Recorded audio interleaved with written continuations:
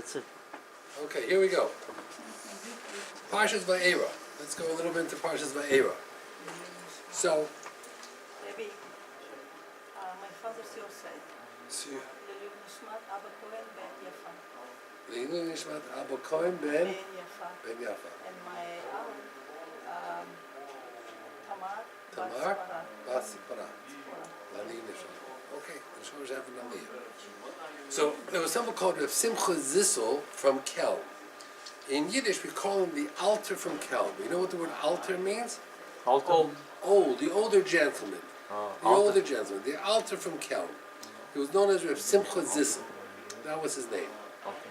So he asked a very interesting question. He asked, we know very little about Moshe Rabbeinu. We know that when he was young, he went out. We know that the Egyptian was trying to beat up the Jew, and he killed the Egyptian.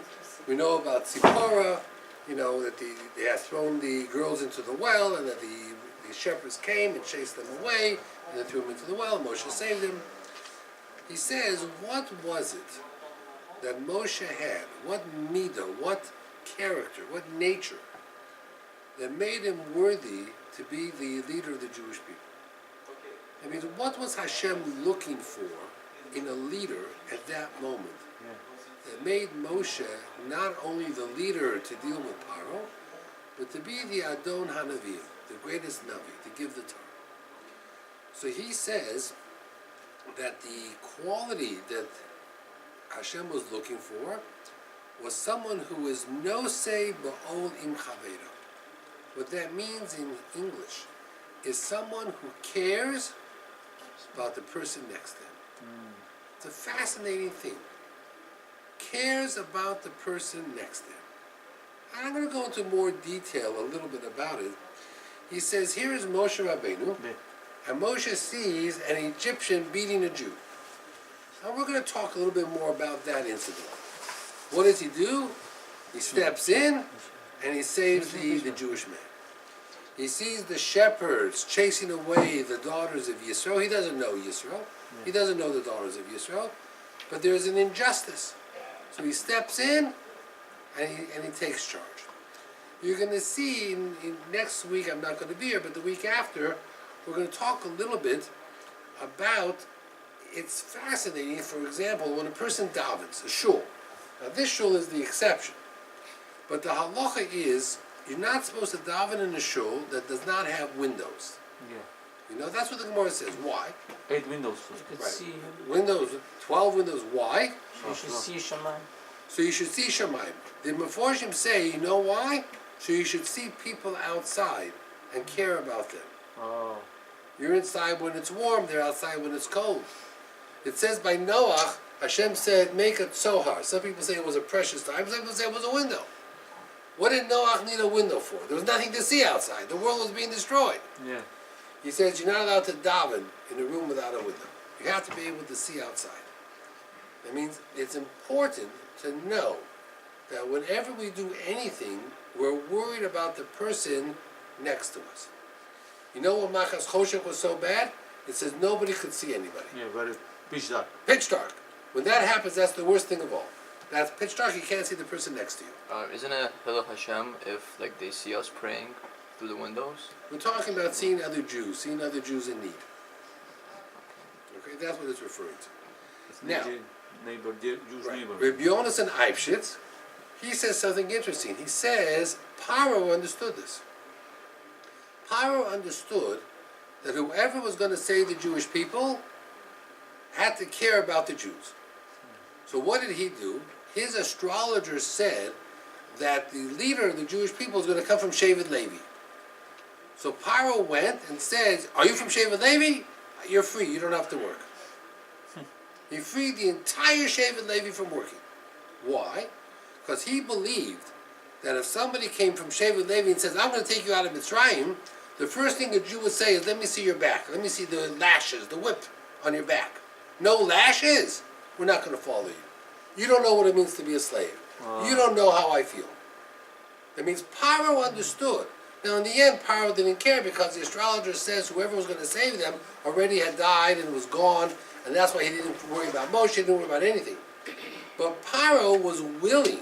The amazing thing is, Paro was willing to take thousands of people and say, you can stay home, you can be the doctors, you can be the scholars, not to be worried.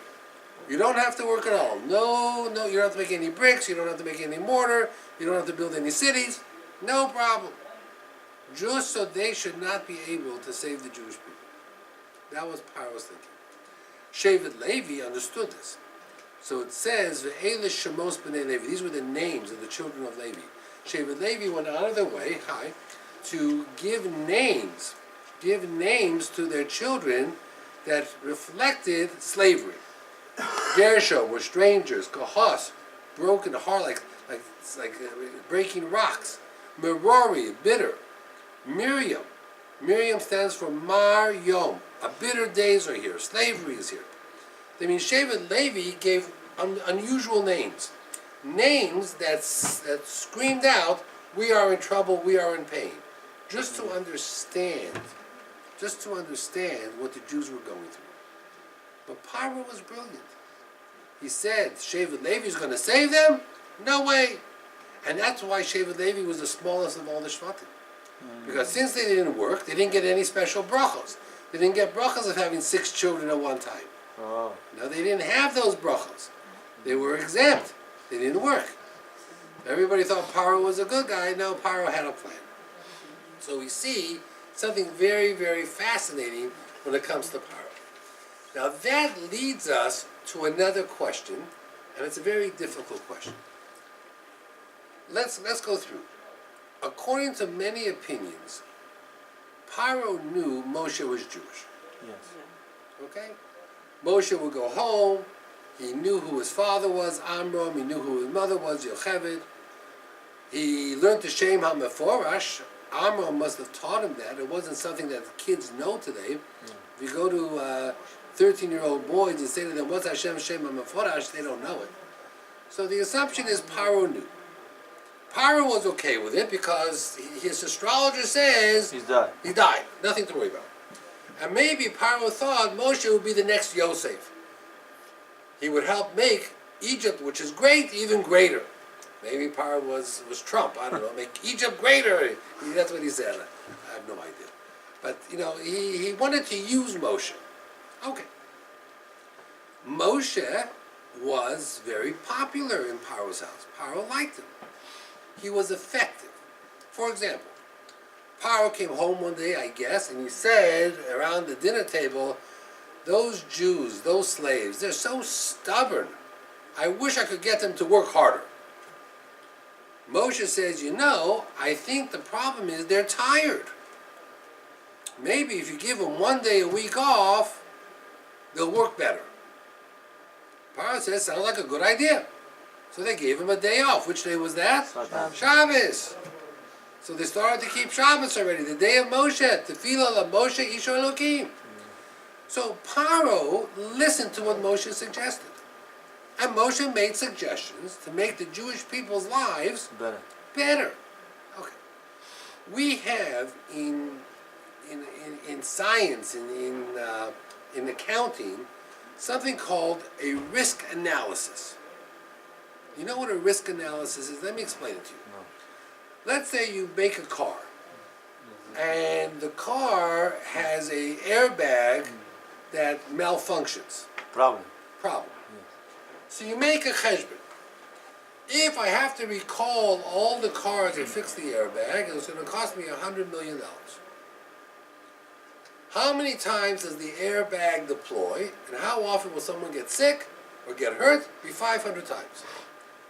If 500 people sue the company, right, how much will they sue? Each one will get $500,000. So that's $25 million. So if I have to fix all the airbags, it's $100 million. You know what? It's best to leave it alone. Don't fix it. We'd rather pay $25 million than $100 million. Yeah. That's called risk analysis. You make a cheshbon, you make an accounting. The army.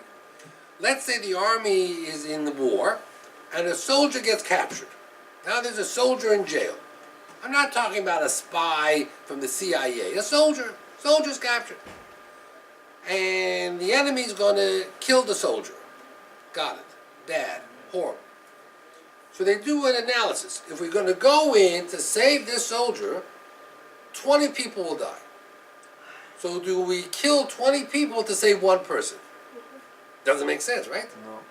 Do I trade one coffin for 20 coffins? No. Doesn't make sense. That's called the risk analysis. You cut your losses. So Moshe is walking, checking up how the Jews are doing. He sees an Egyptian beating a Jew. Okay. Was that the first Egyptian that ever beat a Jew? No. No. Happened all the time. Probably happened every day. Okay. Maybe he saw that this Egyptian is beating the Jew with a lot more enthusiasm. Yeah, something's different. Right? Different. Yeah. Maybe he even saw that this Egyptian could come to kill the Jew. Okay. So in the past, this might be the first Jew that dies beaten by an Egyptian. Now Moshe, what should Moshe do? Moshe has to do an analysis. Heshbon. Cheshbon. If I jump in and I kill this Egyptian, which is what he did, and Paro runs me dead and throws me out, how will I help the 12 million Jews or the 15 million Jews in Israel, in Mitzrayim? There's 15 million Jews. That time. Right at that time.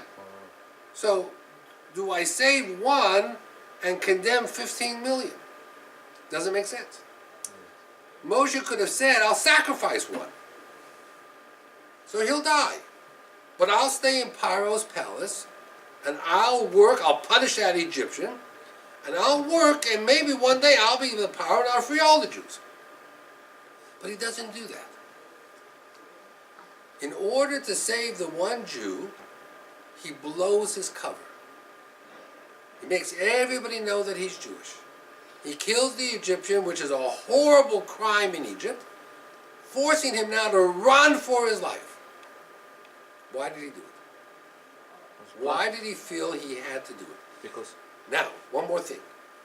The Jew he saved, how thankful was that Jew? Very bad. He hated him! I mean, if at least I'm going to save your life, I would like at the end of the day that you come over and you say, thank you, you're my hero, I love you. Not, who do you think you are? I'm going to tell Paro, I hate you, I hope you drop dead. That means of all the Jews he had to save the Jew who decided to turn around and hate him. So why did he do it? Because, like, he cared about it, like Hashem. But he cared about one over 15 million. That's why it is. So there's a sefer called Ikvei Erev. Rabbi Fran brings this down in one of his shiurim. He says something very interesting. He says that there were many Jews who were watching the Egyptian beat this Jew. There were many people around. Yeah. And nobody did anything. Moshe said to himself that if Jews can watch someone beat a Jew and do nothing, even if I become Paro, I'll never be able to save these people. I can free them, but they'll never be the Jewish people. They'll never be Am Yisrael. That means Moshe saw this situation as if this would make the difference between saving Am Yisrael or Am Yisrael being lost forever. He says, if you can sit, if you can be there, watching a Jew getting beaten, and you do absolutely nothing, that means you have no ben adam lechaveiro. You have no responsibility one Jew to the other. He says you're never going to be a Jewish people. You're never going to be able to get the Torah. You're never going to get out of Mitzrayim as an Am Yisrael. He says this wasn't about risking one Jew for 14 or 15 million. This was about what makes the Jewish people the Jewish people. Right. It would define what is considered the Am Yisrael. And Moshe understood. He understood that he had no choice. He had to show by example, this is what a Jew does. Okay? and it was complicated because Dasan and Aviram then went to Paro. That was considered Lashon Hara. Because it was Lashon Hara, Moshe understood why the Jews were enslaved. It was only when the Lashon Hara ended that the Jews would get out of Mitzrayim. It wasn't so simple. It wasn't so simple, and until today, we still have Lashon Hara, Rechilut, backstabbing, all the time. You know, it's an amazing thing. You know, it's just amazing, ad hayom, what goes on in the communities. But that made the difference to who Moshe Rabbeinu was and defined him. Okay, let's go on a little bit further. I don't even have a clock in front of me. So No, you got a lot of time. What? Got plenty of time. 35 minutes. There we go. Every makkah. In this week's Parsha, there are 7 makkahs. Yes. Next week, we have 3 makkahs. Right? What are the 3 makkahs we have next week? The Arbe, Choshet, Makas, Bechoros, coming in Parsha's Bo. boy.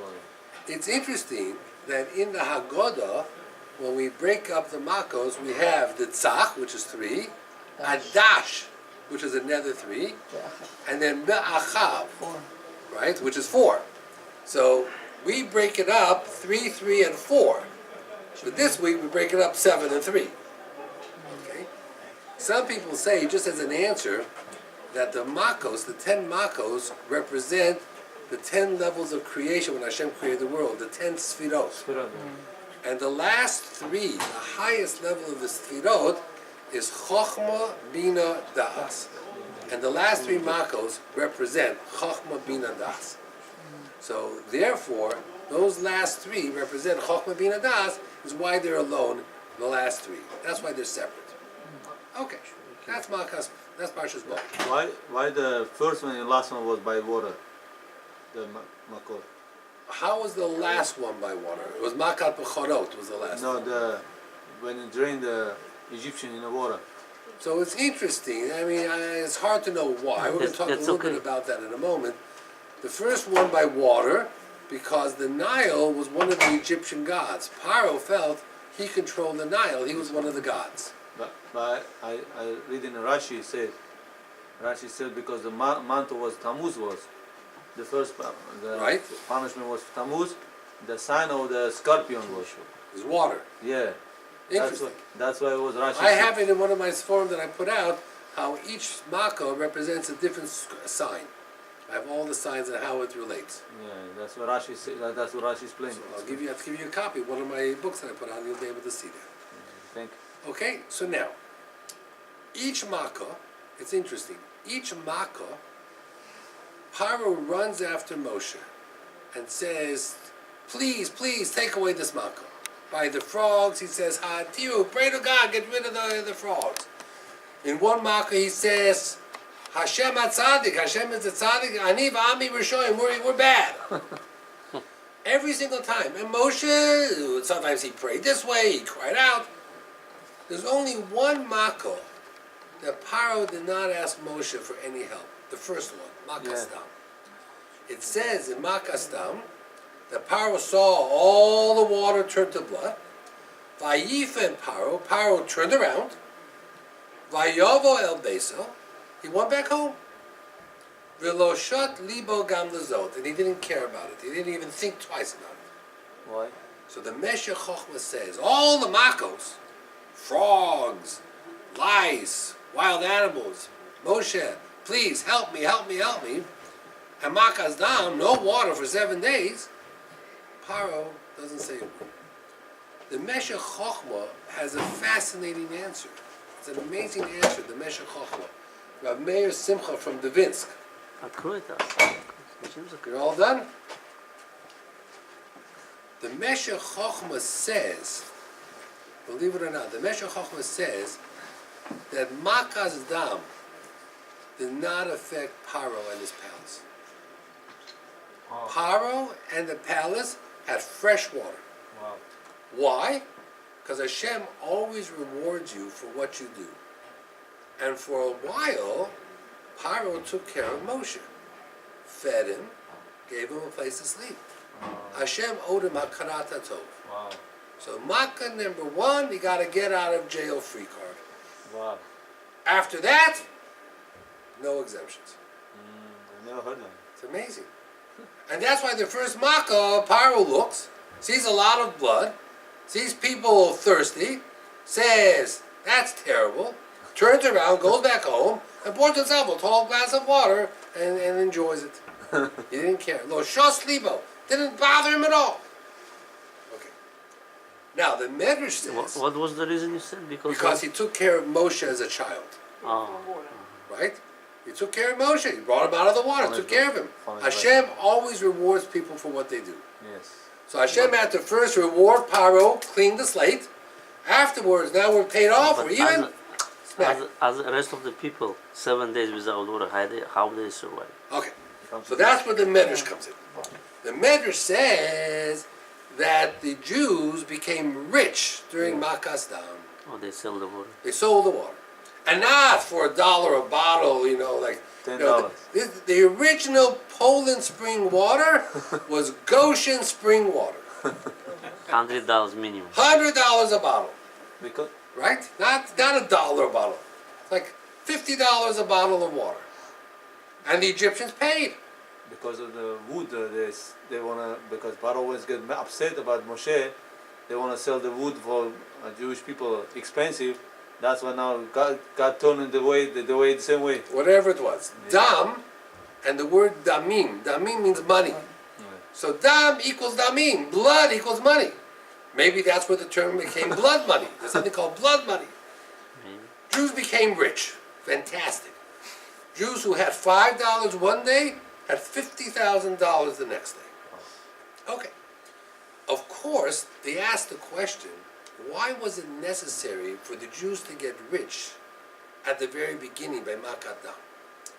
I understand the Jews had to get rich because Hashem promised Avram that when they go out, they'll go out b'rechush gadol, rich. But that wasn't going to happen for a year. 8 months, 9 months, a year. It wasn't happening till Chodesh Nisan. So why did they have to become rich by the first Makkah? It's a very difficult question. I found a fascinating answer. Fascinating answer. The biggest test that the Jews were going to have, and they were on the Mem Tes Shari Tuma, they were in difficult situation, was were they going to leave Egypt or not? That was the test. Okay? So someone brings down in the Holocaust, the Germans are coming. The Germans invaded Poland, they're coming to different cities. Who stayed and who left?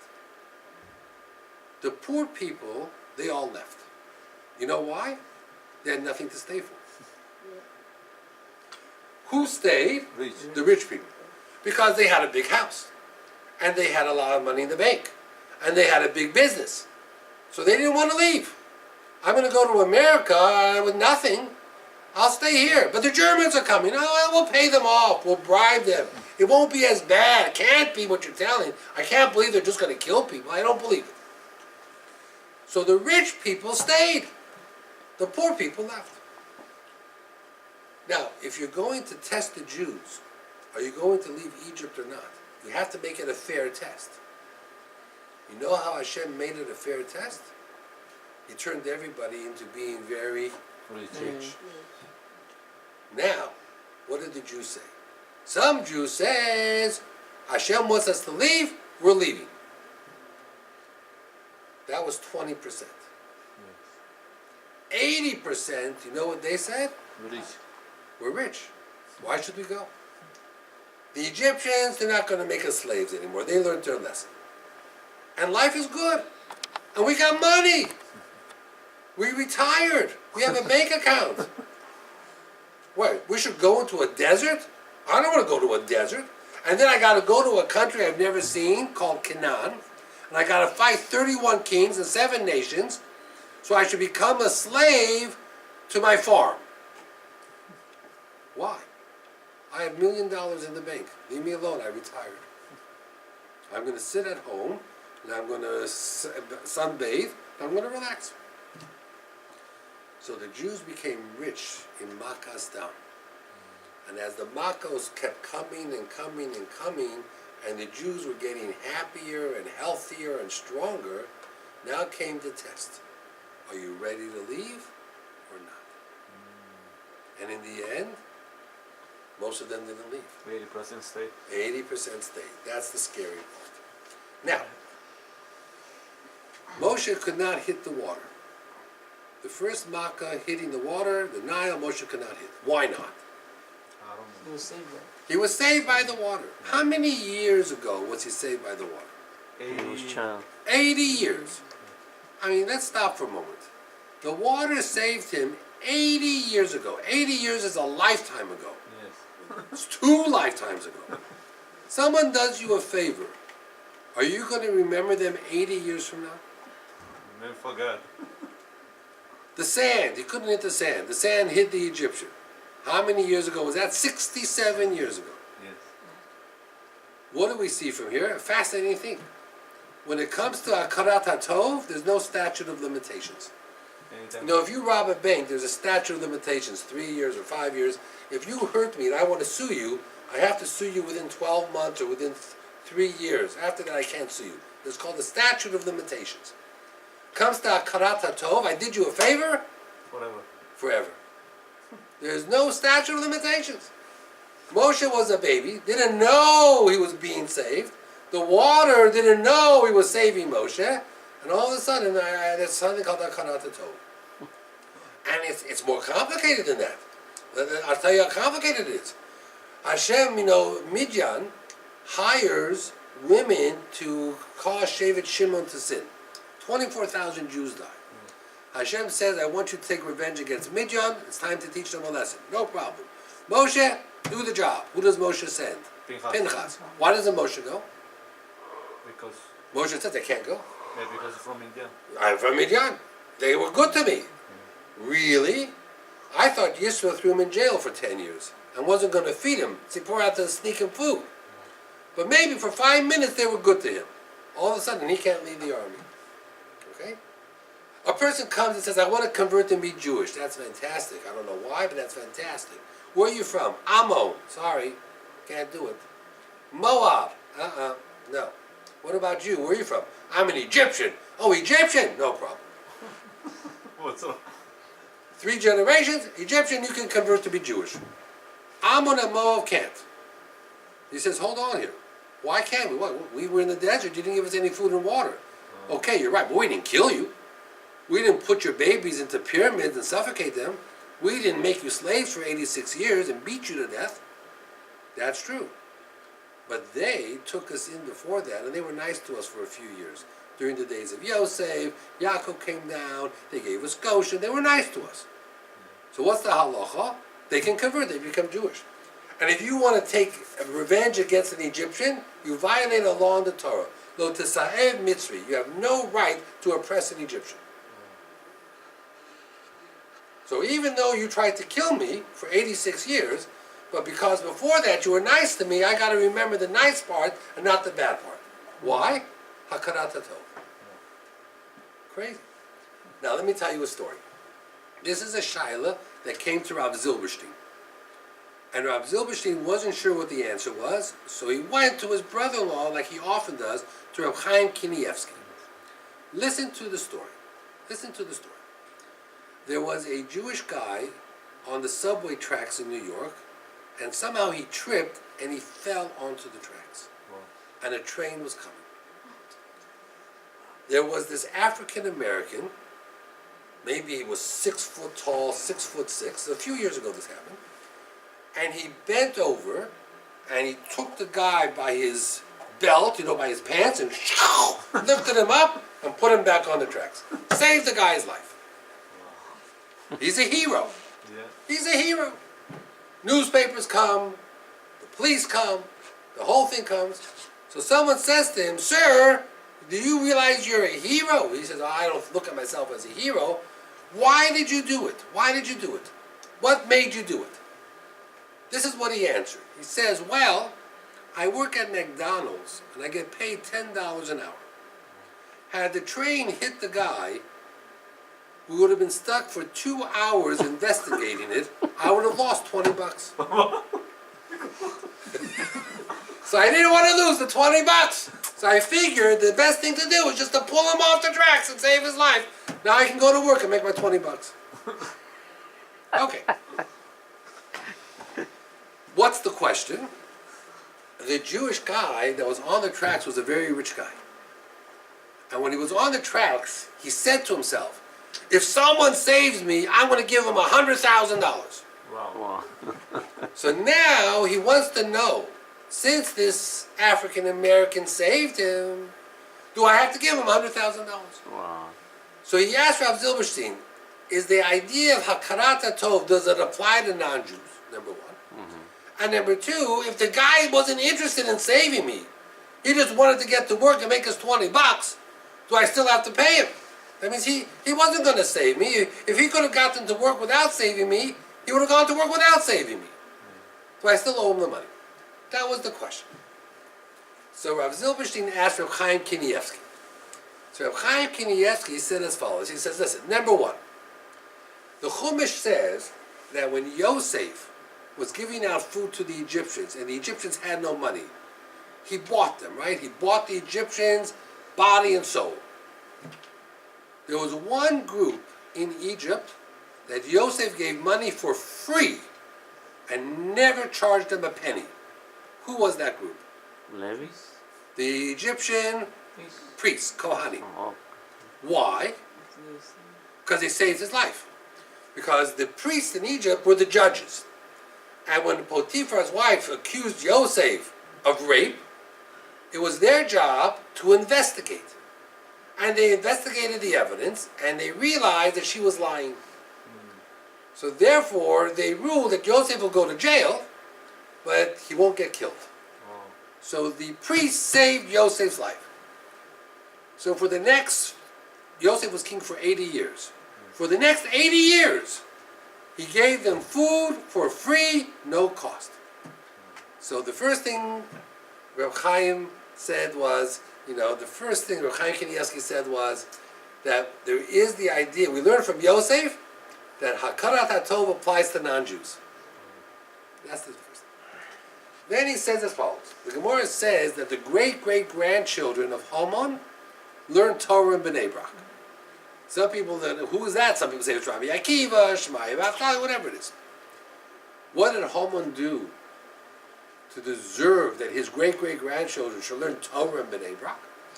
So the Gemara says that when Achashverosh took off his ring and gave it to Haman, and Haman wanted to kill all the Jews did teshuvah like they never did in history.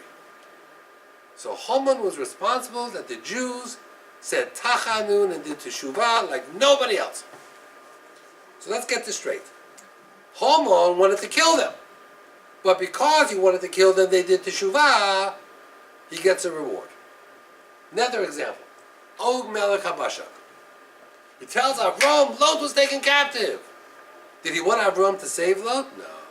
He wanted Avram to go fight, to get killed. So he could marry Sarah. Talk about a shidduch, right?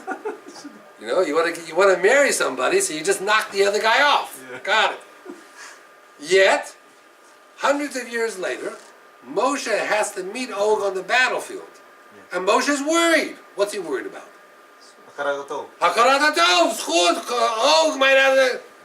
So Reb Chaim Kanievsky says, you know what you see from here? That even if the non-Jew had all the wrong intentions, but if something good comes from it, you have Hakarat HaTov. So you know what he told the guy? Give him $100,000. Write him a check for $100,000. Write him a check. It's an amazing thing. Write him a check. Hakarat HaTov. We talk about being sensitive to the pains of others. They say that in Bryks, I once told you this, in Bryks there was a fire, and many of the homes were destroyed. The Brisker Rov, his home was spared, it wasn't destroyed. But until all the homes were rebuilt, he did not go home and sleep in his bed. He slept on a bench in the Beis Medrash. When they asked him why, he says, how can I go to my home? Half my city, half the Jews in the city are sleeping in the streets or on benches, and I should go to my bed? Until every home is rebuilt, I'm going to stay in the Beis Medrash and I'm going to sleep on a bench. Wow. That was the brisker row. They say that the Chofetz Chaim during World War I slept without a pillow. That means normally he slept with a pillow. He slept without a pillow. Why?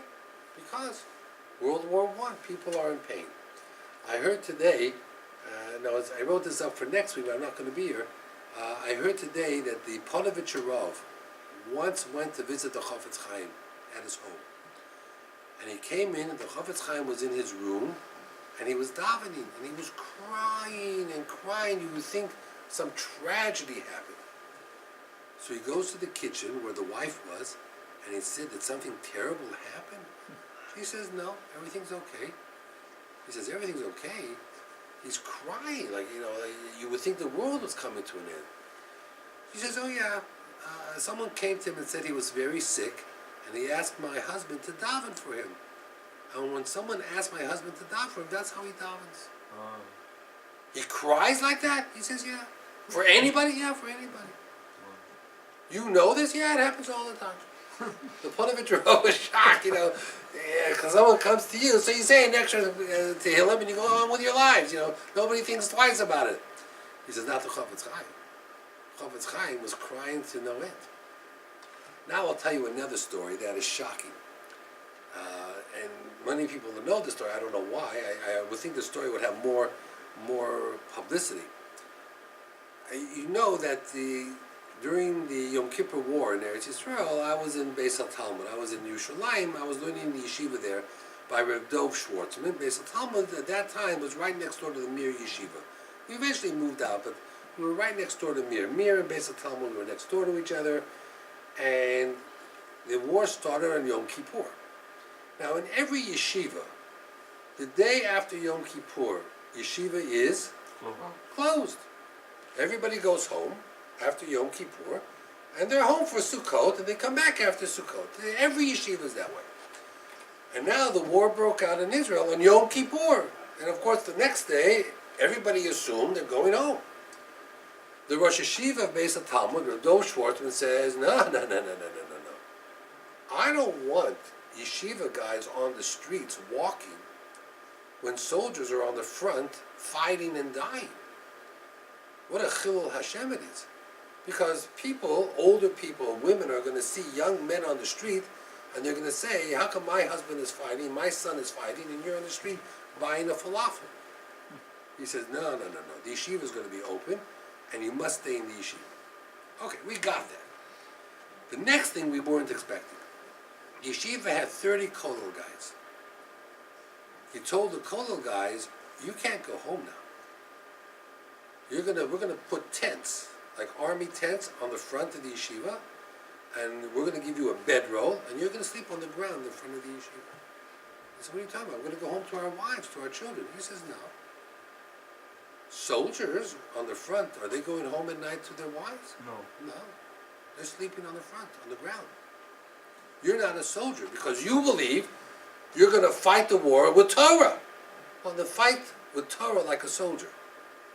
You'll sleep in a tent, on the floor, on a bedroll, like a soldier. But shower, whatever. You'll do whatever you have to do. What do soldiers do? If you are going to not go to war because you believe that you're a soldier of Hashem and Torah is a milchama, then you're going to learn Torah like a soldier. For how many days? Until war? Until it was like 2 months.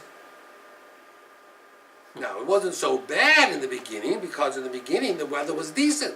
It was Sukkot time. Yeah. But eventually it started raining. Now, and eventually the war turned and things stabilized. And then he let them go home.